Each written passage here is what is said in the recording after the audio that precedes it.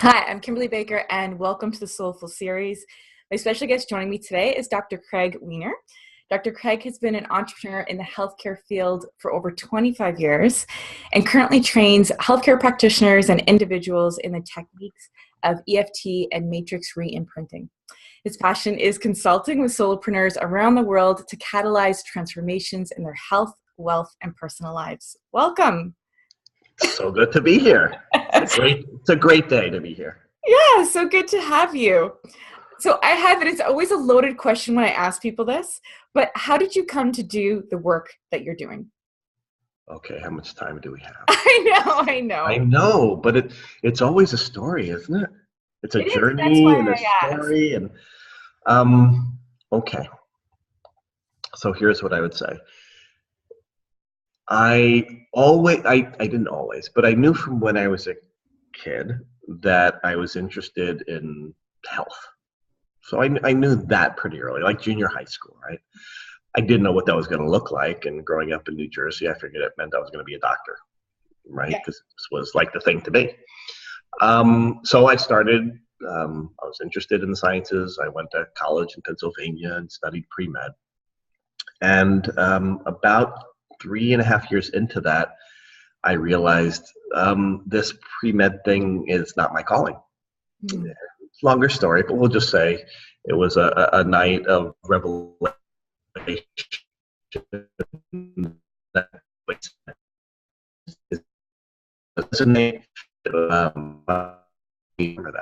But anyway, studying this pre-med, studying this particular way of being that didn't resonate, and you've really been avoiding really important things like philosophy and free thinking and spirituality, so many different things, to take non-science courses, and it changed my life. But it also left me with a question of now what, right? So I figured I'd go into the Peace Corps. And I was about to go into the Peace Corps when a friend of mine said, come travel and visit me in Berkeley, where he was going to school. I said, well, I can do that for a month during the summer before I go to the Peace Corps in South America. And I came to Berkeley, and I was like a kid in a candy shop. So in the 80s, there was every type of alternative and complementary health and free thinking. And at that time, it really served me to expand who I saw myself to be. And it was just this time of mixing science and alternative ways and complementary health and spirituality, and just so many different things that was just, it blew my mind open at the time. Mm-hmm. Long story short, I then was utterly led to a particular chiropractic school. I became a chiropractor and got my doctorate a different way. Became a chiropractor, and over the course of the next 25, almost 30 years now, it's still been an ongoing journey of working with people to find their fullest potential. Yeah, and that so varies for each person. I mean, it often begins with health, but health or lack of health is often a reflection of what else is or is not working in their lives. So journey that's had many, many twists and turns of being a chiropractor that then led me to incorporating more into the understanding between what we think, what we feel, our history, our emotions, our actions, our habits, our patterns, the resultant health, the resultant choices we make in our careers and our relationships really became somewhat seamless in the sense of they're all interconnected. I think for me, it's kind of like a cocoon. There's a level at which I expand into kind of a certain level, and then that becomes not enough, and I need to gain more perspective. And so I expand, and then it's great for a while, and then there's more. And so it's a continual layering of larger meta insight into why people do what they do and how their health and well-being is affected. I also felt a lot of limitations along the way, certain roles or hats that I felt like I was wearing that fit for a while and then didn't fit anymore. So I'm at the point now, having been a chiropractor, and I was a body worker, and then as I expanded into the fields of EFT, matrix, and energy psychology, and meta health, and a variety of things, for me, it's when I work with an individual, whether I'm coaching, consulting, teaching, training, etc., People have, based on their history, an idea of what they're capable of who they are, based on the decisions they made, the life they've lived, the things they've experienced, and that affects the way that they look at the future, because your future is almost entirely determined by your past for most people. And it affects what you think you're capable of. It affects, it puts limitations or not on wherever you put your attention, whether that's relationship, whether that's work, whether it's financial success, whether it's whatever that is. Yeah. And so for me, the transition for me to keep in touch with the pulse of what I'm passionate about and love to do, and teaching others to do the same, is really being present to, does the role that I'm playing still fit and allow for that degree of excitement and passion and inspiration? And if not, something needs to shift in that. But that's not always easy, because I remember, for me, the role of being pre-med meant one thing, and then I had to be okay with, not just that. And then the role of being a chiropractor wasn't just the way I defined it, was it needed to be more than that. And then, so I just think when I work with people and I reflect on my own life, when life is working the best, when the serendipitous, wonderful accidents happen, when the opportunities arise, it's because I'm living in a way that's consistent with my passion and my excitement and what's infusing me. And I have to work sometimes to let go of the roles or the hats that I've been wearing, to be able to allow that to change and expand and morph it to something bigger. So that's a long story, and I'm probably more than you were looking for, but it's a beautiful story. That, and I've experienced that before. You feel those limitations and you just want to expand more. How did you transcend them? And did it have anything to do with the matrix? Yeah. Okay. So I think there are innumerable ways that we go, especially when we're, on some kind of hero's journey, or we're felt like we're on a path. And I think that there's so many ways that help us to transform or transcend when we hit the wall. And the wall can look like a diagnosis. The wall can look like a divorce. The wall can look like financial bankruptcy. So we hit against something that says you're not in alignment with what your higher self and the highest sense of you is wanting for you and holding possible for you. Sometimes that wall can feel like a series of 1,000 walls, right? Because I learned when I was young is the way to transcend that is to try harder. And you can do that for a number of years. I did that in, almost 20-year marriage. I did that in other ways. And I've learned that trying harder rarely leads to transcendence. It leads to kind of bumps on the head. Yeah. Right. But if you're not trying harder, you may think I'm not giving it my all. But transcendence usually isn't about effort or trying. It's usually about surrendering or letting go, or finding peace with. So it's a softer path, but not one we usually learned when we were kids. Yeah. So how did I do that? In a variety of different ways. One, by trying harder for 10 years until it didn't work. And the universe, finally whacks you over the head with something that says that is not, stop that, right? It's like, it's not working. So I've done it that way. I don't recommend it. I would say, for me, I've been really blessed to find tools like, so you mentioned EFTs. It's also the emotional freedom techniques, or tapping as it's becoming known. And these techniques for me, and for others we teach, find a way of, like other techniques, and again, there's so many different ways that can blend our emotions, our thoughts, our decisions, our spiritual relationship, our connection with ourselves, physically, emotionally, all different ways, to be able to transcend and see, okay, so at any one time, I'm using all the resources I have and I'm doing the best I can. So number one, there's a gentleness. If I could do better, I would be. If I had the resources or the strength or the knowledge or the courage or the whatever, I'd be using those. But for some reason, And for a variety of circumstances, I don't have those available to me. So I'm still going to do the best I can. But if I look in reflection back at those times, it's so easy to beat myself up for not having made a different decision. But if I could have made it, I would have. Yeah. So I think a big turning point for me was starting to really understand that we're always doing, and I'm always doing the best I can with what I have accessible. So by starting to not self-punish or look back and regret, now I know I'm always doing the best with what I have. And of course I can always expand and know more, and et cetera, but that's part of the journey. So I would say, how did I do that at different times? It's usually by being more compassionate with myself, and tapping is part of that. Mm-hmm. Part of the tapping work, you know, we're stimulating different meridian points while we're tapping and saying different things. And it looks funny and silly, and I understand that. It does. But really what we're doing is we're activating different energy points while we're saying certain things that allows us to say, you know, even though I feel so stupid for making that mistake, Mm-hmm. even though I lost all this money with doing that, or even though, et cetera. So, you know, we had started a few years ago, it'll be done this year, a film documentary called The Science of Tapping. And when we first started, it was fascinating, exciting, and we ended up pretty much being taken by somebody, lost like over $5,000 and all of that. And for a while, it's like, oh my God, I'm so stupid. Why did I do that? Right? And we have all this angst about it. Yeah. But that angst about it doesn't allow me to move forward.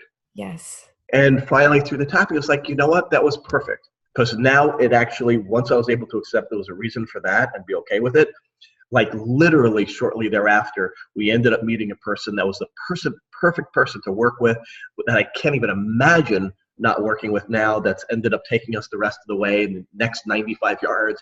Yeah. So the longer we hang on to the guilt or the shame or the regret or all of those kinds of things, the longer it keeps us there.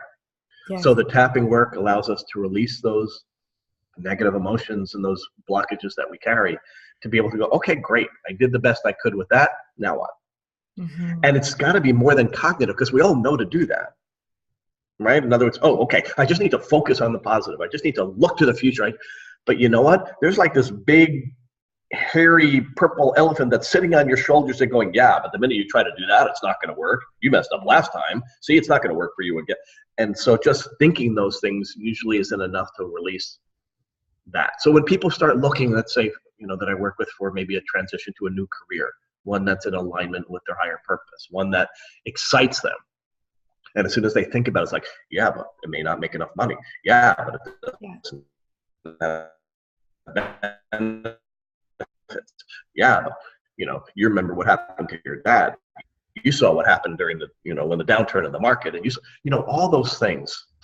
Sure, you'd like to have that. Yeah, but the last time, this time. So we have to find a way to be able to work with those voices, and EFT and matrix re-imprinting just so elegantly and beautifully and easily do that. That's why I just keep in this field, because I see it every day. And when I hear you speak, it feels like a clean slate, that whatever the tool is that you use, of being able to kind of create space so that you're not bringing the past with you when you want to create these new things, that like monkey on your back. Yeah, you know, so a perfect example of that. So I trained with my wife, Alina, and Alina was working with a woman, creating the love of your life that you want, right? So when they started working together, the person had a fabulous system for finding your love, and almost like kind of interviewing, clear on what you want, and so many different things in the process. It was a very elegant system, or is. But where Alina came is, that's great, except if you're still dealing with and carrying that the last time you tried that, it didn't work, you thought it was like this, you're not really deserving of, you know, that when we bring our past forward, it determines our future. Mm-hmm. And doing this isn't very effective with blocking out the past. It still is in your tissues, it's still in your thoughts, it's still in your beliefs, it's still in the goggles that you're using. It's your subconscious that's controlling and determining your future. So if you don't deal with, resolve, integrate, learn the lessons, and find peace with that past, it becomes your future. Yes. And I see that too with people with money. So for someone that's struggling, and if you've seen it growing up, that people have a tendency to go like this, and they're gonna affirmation it out, they're gonna positive think it out, and it's like, and it just doesn't work. Well, yeah. We carry the legacy, epigenetically, we carry the legacy often of our parents and even generations before that. And so we can see changes that affect the expression of our DNA that often transcend generations when we come from poverty, when we come from a history of trauma. So there's scientific evidence to us carrying forward the suffering of our past generations, as well as just our child. Oh, you cut out, but I'm really hoping it'll come back. And often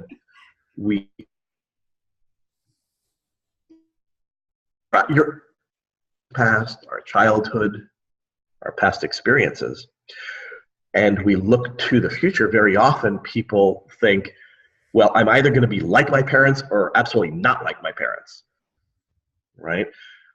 But they're both threaded from the same seed. They don't allow for a lot of variability. And when we make those absolute decisions of I'm going to be like this or not like this, they still have the same flavor of that. They don't allow us that independence of creativity and possible thought.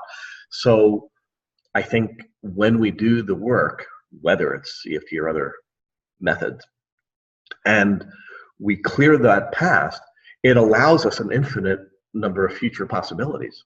And so in matrix reimprinting, for example, we can actually travel futureward to future selves and gain insight and advice from that, in a sense, future self of ours, to come back to inform us now of what's holding us back, or what we need to look at, or on a quantum reality. And I know it can get spacious, but even if it's your imagination, I don't care.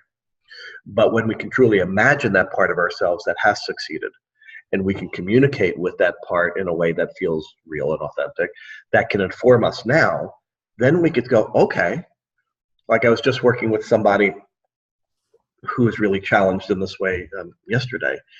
And when he went to that future self and reflected back, his future self had to say,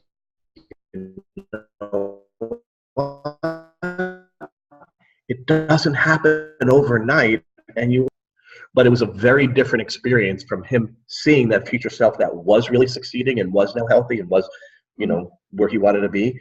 And he really got it on a level, on like an energetic and cellular level. It's like, I do know exactly what I need. And you're right, I was not doing anything because I felt like I had to do it perfectly and all at once. And so he just needed to hear that in a way that he trusted, that wasn't from somebody telling him. Yeah, and tell me, because you cut out as soon as you're about to tell me. I'm like, oh, hopefully it didn't freeze for them. But what was it that his future self said? Yeah, so his future self gave him two pieces of information. Yeah. One of them was, it's not going to happen tomorrow. Right? It's going to happen in steps. Yeah. Right? And you have all the information to get from here to there. That you have it, that because I always already know that in there, it's in there somewhere. So he just needed to hear both of those, because he was so overwhelmed by how far it was to get from here to here, that was doing nothing as a result, because it was just like, it's just too much. I can't. And just hearing it from that self that did get there, that he could trust, was like, oh, I already know what to do. I know what I need to do, but I just have to stop feeling like I have to do it all today. Yeah. And so there was permission, there was a softening and allowing and a trusting. I think goal setting is useful, but it needs to be in combination with more than that. Right? Because goal setting often sets us up for disappointment and failure. And as soon as we don't reach that first goal, we just shut down. Yes. Sometimes for a long time, kind of like New Year's resolutions, etc. Yeah. So I'm not saying that setting intentions is not useful. It is. But if that intention that we set up sets up a response internally within us, it's like, you're never going to do that. You're never going to make six figures. Or if you haven't followed through in the past, it can be that monkey on your back of like, exactly. This was last year, and it pulls it all forward. Sure, because all the proof you have from the past is that you didn't. Otherwise, you wouldn't be having that goal, probably. Yeah. Right? So all the evidence you have is that you can't. and Yeah. you haven't, then that's going to have a lot more power over the emotional part of your brain than I really want. Yeah. Can you program yourself the opposite way? And I ask this because I graduated from a yoga teacher training program when we all went out into the world. And it was in a very affluent area where the training was Mm-hmm. held. And it was really interesting to see that some of the students went out and found yoga teaching gigs that paid Mm-hmm. $49 an hour. And some of the students found gigs that paid $500 an hour. Yep. And the girl that taught at $500 an hour couldn't believe that we were teaching for 49. Her father was a multimillionaire and she was teaching upstairs in her condo. And she's like, she's saying, well, why don't you just get like 3 yoga jobs like a week? And that would be like $1,500. And we're like, what do you mean? And I could feel like something was just falling into her lap that was such a possibility for her that other people couldn't even fathom existed. Sure. That's huge. And that's why you'll find, whether it's, people like Anthony Robbins or so many others, that once you've reached a level of expansion and you so know that's who you are and that's possible. Things happen, external things happen, and things happen for a reason, and markets change, and all of a sudden it's gone and wiped out. The ability to go back from zero back to here again isn't overwhelming, but for somebody that's never experienced that, yes, is that really possible? Do I really deserve that? Can I really have that? All of that. So our work, our internal work, is always about what's getting in the way. So when I think about making 6 figures, making 7 figures, whatever that is, and so in EFT, we use affirmations not for the purpose of the affirmation, but to hear the yeah, but voice. Oh, I'm making 7 figures a year, and I see that easily and happily, and I love it. You can't do that. You've never made more than 6 figures. Right? So we listen for those voices when we tap and we're doing the work, because those are the ones that are steering the ship. yeah. Right? Those are the ones in control. When you talk about, whether it's the affirmation work of Louise Hay, or we talk about any of the work of power, law of attraction work, LOA work, is everybody wants to focus on the positive. But we all know from all those teachings, whoever studies it, that if you don't really resonate with that, it's the feeling that really permeates and creates what comes into your field. Yes. But if you're saying one thing, but your mind and your heart are going, yeah, right. That's the energy that really gets put out there. And that's the one that people feel. So the yoga teacher that was successful is like, why wouldn't I make $1 million? My dad made $1 million a year. It's kind of like an energetic legacy. It's like, yes. I totally see that as possible. I grew up as that. Why wouldn't I have that? Right? So it's not even so the mindset and the glasses through which she sees possibility. Yeah. Absolutely. It's fascinating. I remember, I don't know exactly who it was, but they were saying that even in relationships that you are more strongly attracted to the negative traits of your partner sometimes that remind you of your parents or your past, just as strongly attracted as you are to the positive. But people don't look at that side. And what if that's the missing link in your equation of how to steer your ship? That it's almost like you have 2 steering wheels, one at both ends, and you can direct what way you're going to go, just like you're saying with the EFT, in that you can kind of bring these demons out or these things to the surface so you know exactly what it is they're saying, or sort of like what the game is. Yeah, I agree, and I'd give it a little additional twist. So yeah, both myself and my wife, we both married our fathers the first time around, so I know that intimately. But what I would say is, I don't know if it's attracted. This is how I hold it. Mm-hmm. Especially around adverse and traumatic things, our soul, our higher self, however you want to look at it.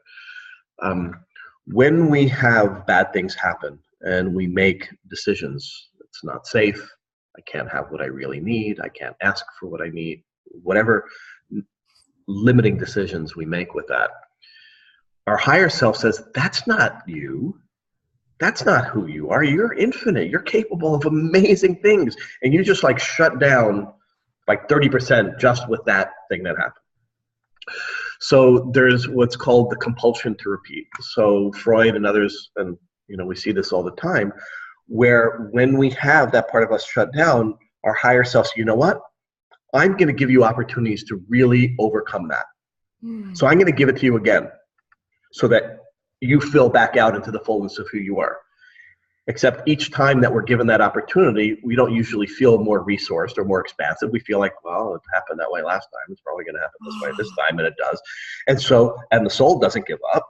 It just says, let me give it to you again. Here's another example, another opportunity that feels the same, looks the same. Maybe it's a different gender, different color, whatever it is, different circumstance. Yeah. But I'm going to give it to you again. And I'm going to give it to you again. And I'm going to give it to you again and again and again. And it will just keep presenting. And it's where we see people repeat. They had an alcoholic parent. They swear, I'd never be in a relationship with an alcoholic parent. And the next 3 spouses are all hidden, covert alcoholics, even though they're looking for it. So it's not that we're attracted to the negative, but I believe that we're given the opportunity to resolve that which diminished us in order to be triumphant over it, to be able to move forth without that limitation. So yes, we retreat back to what's comfortable. We retreat to what we're used to because it's safer to have what we're used to than what we're not in many ways, even though that doesn't seem to make sense logically.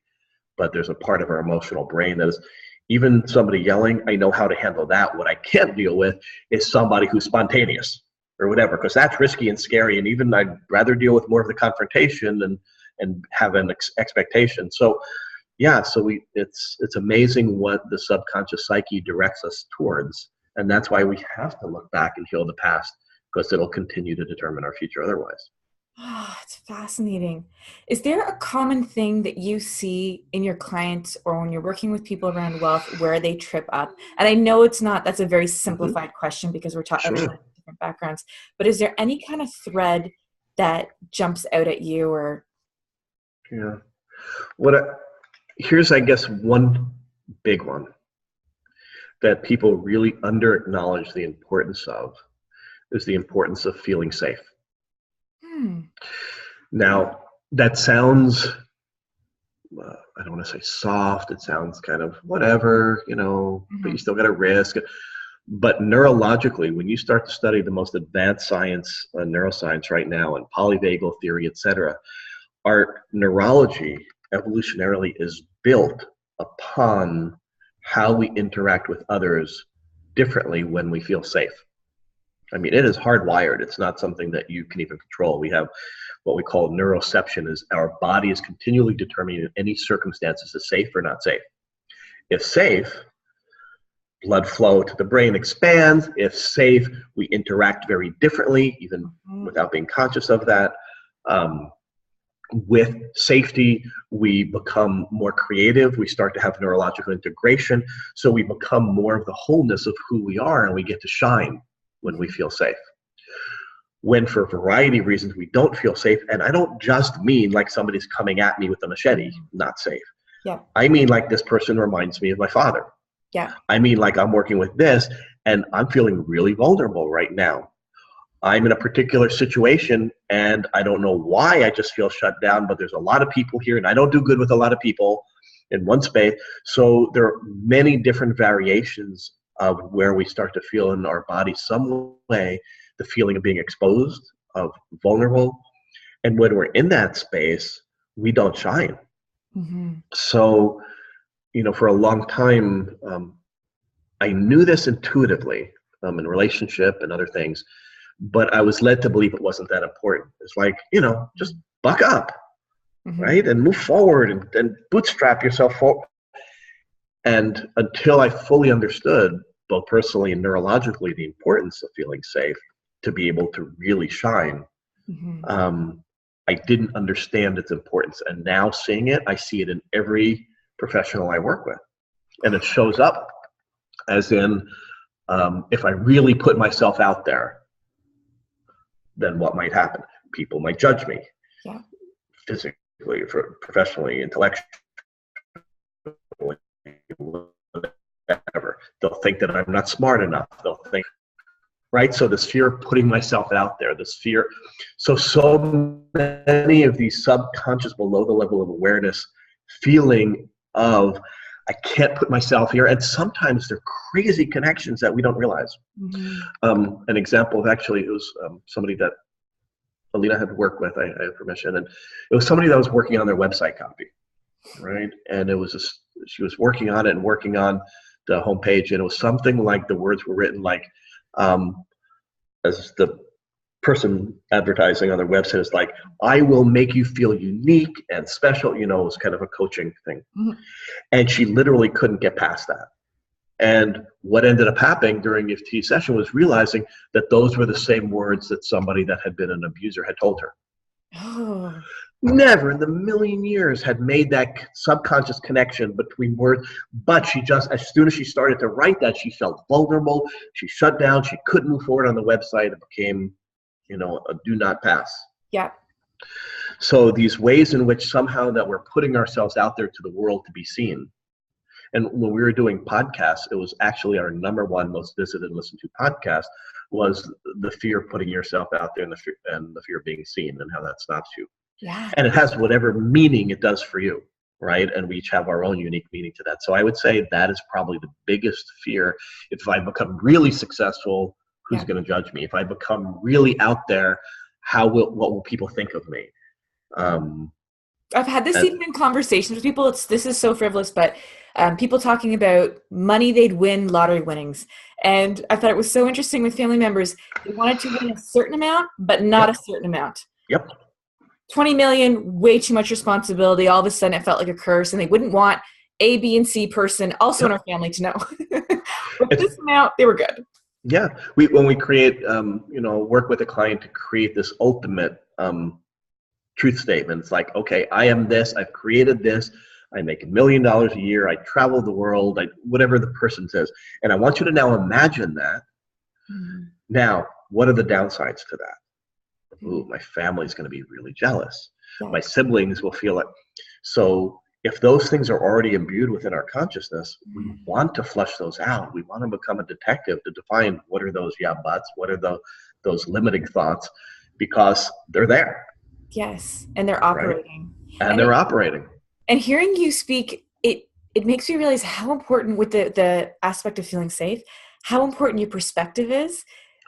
People say there's those people, I don't think it's as simple as two trains of thought or two people, but that there's people who think the world is a friendly place, and there's people who perceive the world as being a hostile place. And that's really simplifying it. But that if you're perceiving something and it just is to you that you are unsafe or whatever it is, that program is running, and it's running. It's everything. All the time.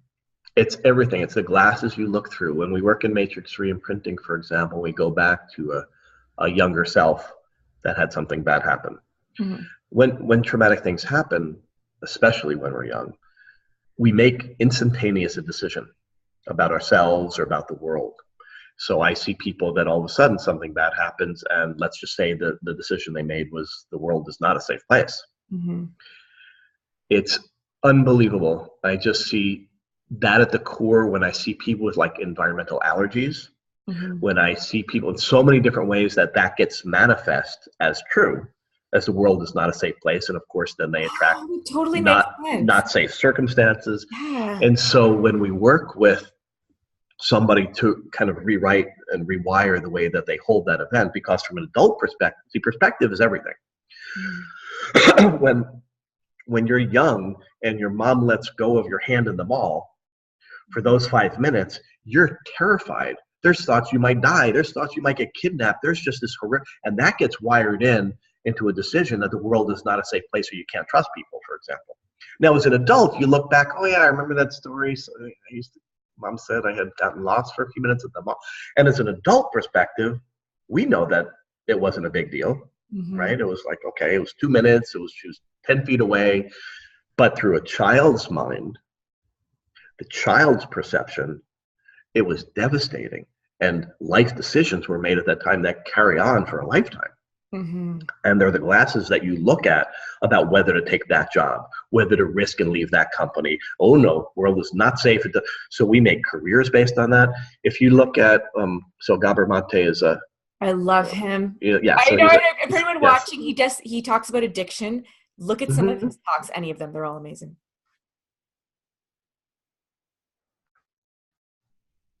Oh, you froze. Yeah, so I've interviewed Gabor a few times.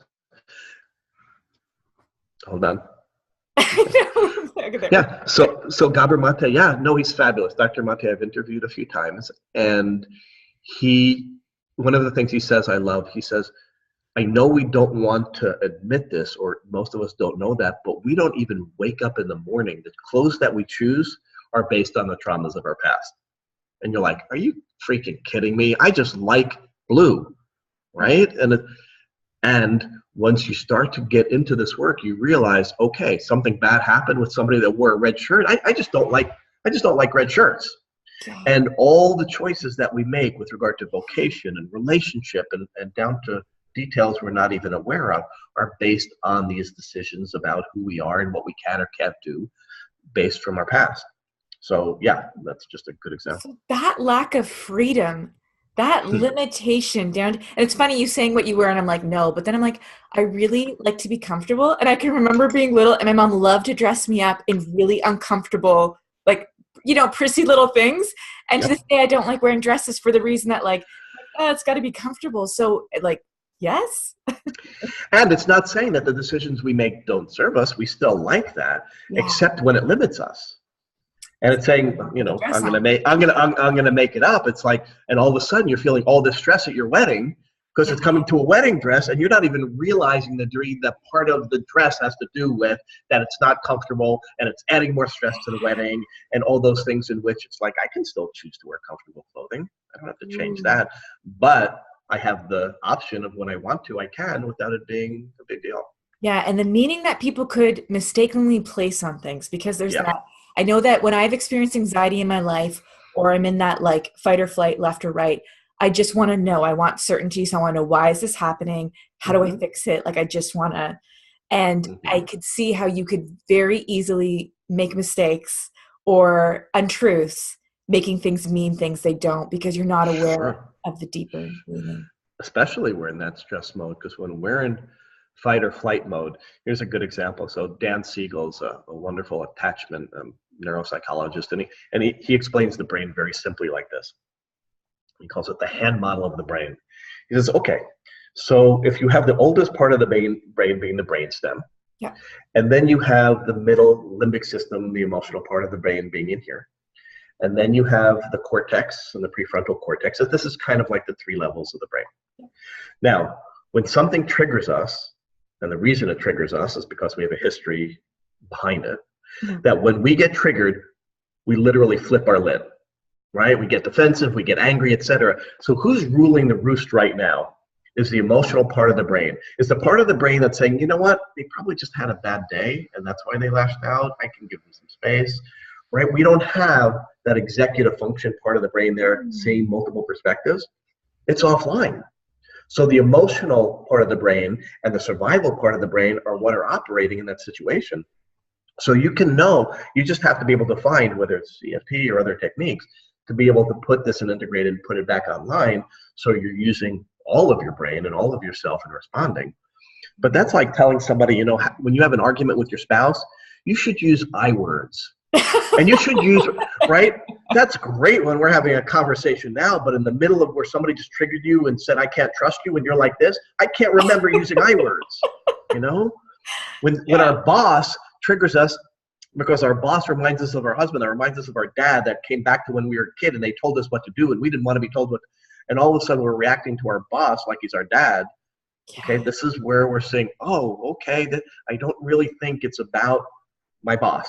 I know it looks like it's about my boss, and what's the weed that's perking up is my boss, but there's roots underneath that are saying this has a much longer history, and we got to kind of pull the weed out by the roots and not just by the green stuff. And then going back to what you said in the beginning, I get it, because the more that you can let go of these, not even let go, but like transcend, wipe the slate clean from these triggers, the more expansion and freedom you're going to feel, because the more choice ultimately you're going to have than just knee-jerk reactions. And manifesting, I mean, this is really clear. So we just moved this last summer, and we were in a great home. We live on a magical island in the Northwest, and it was just clear the kids were out to college, and it was clear we wanted more privacy, and et cetera. So we spent a year or so getting the house ready slowly and just very intentionally. And we're in a very hot market this summer up in the Seattle area. We got the house up for sale. It was right at the beginning of the market, and we really, not with ego, but we were very clear on what we wanted. So we literally expected probably within a week it would sell. Yeah. And it didn't. And another week passed, and it was, not only was the home that we knew what we wanted not showing up, but this one was 30 days in and not selling. And it was just, okay, something's off here. And it wasn't expectation. It was just like, we just knew something's getting in the way. So we both did our own EFT. We both did our own tapping work. And Alina came back one day and she said, I found it. And a big part of her was the home that we were living in was the most stable home place that she'd had in a long time, with post-divorce and with children, and et cetera, et cetera. So she didn't even realize that on a certain level, that there was an attachment to this home being that home place, and letting go of that, letting go of like the first place in a long time that had that stability, et cetera. Yeah. And she's like, and that's ridiculous. I mean, I wasn't consciously, no, but on an unconscious level, yes. Literally the next day, we got 2 offers on the house. And within 48 hours after that, we found our new home. Oh my God, I need to tap this out. 72 hours of like nothing happening, 2 offers, competing offers. The offer on our house was accepted. I mean, it was just like 72 hours, and it just like went from here to there. And it was just letting go of and finding, oh, that's what was holding it back from happening on an energetic offers level. After 30 days of, so clearly you are vibrating, you are giving out your energy. There is a whole thing at scheme that the average person is not even aware of. One of my questions I always ask is there a secret to wealth? And I think that's probably it. You know what, when you said that, it was almost like, yeah, it's finding out what's in between you and wealth. You know what, it's almost like it's our natural tendency to move toward abundance, to move towards health, to move toward happiness. That's our natural state, to move towards that. What we're looking for is what's damming it up. So we always use this analogy as, when people talk about focusing on the positive affirmations, it's like, let's just say you broke a glass and you had a shard of glass in your finger and it's bleeding, and you're going, okay, I see my finger healing. I sense what it's going to be like after it heals. And it's like, yeah, that's great, but you got to remove the glass. Yes. When you remove the glass shard, it can move towards that. So I have to focus on that which is causing the bleeding. So the greatest secret to wealth is getting rid of what's in the way of you feeling wealthy and moving towards that. So that would be my answer. I love it. It's a beautiful answer. So so they're watching this and they're going, and they know, what is the next step? You know what? There are so many ways. I mean, if you want to interact with me personally or the work we're doing, whether you want to come to an EFT training or, we have lots of Facebook pages and other things. But basically, I would say if you go to EFT, Emotional Freedom Techniques, EFTtappingtraining.com, that you can get on a newsletter list, and we've got, articles and videos and lots of things. If you want to, and then you go /Craig-Weiner, that takes you to my page, and you can have a free 15-minute consult. You can do personal work. We do trainings around the world, and you can always send an email to Craig@EFTtappingtraining.com. So lots of ways to play, and we've got a Facebook group that's got over 20,000 members on EFT. So anyway, there's lots of ways to play. We've got a YouTube channel. Yeah, just go to the website first, and yeah, that's easiest. Okay, it was such a pleasure speaking with you today. Thank you so much. Absolutely, my pleasure and joy. Thank you for the opportunity. Oh, you're so welcome.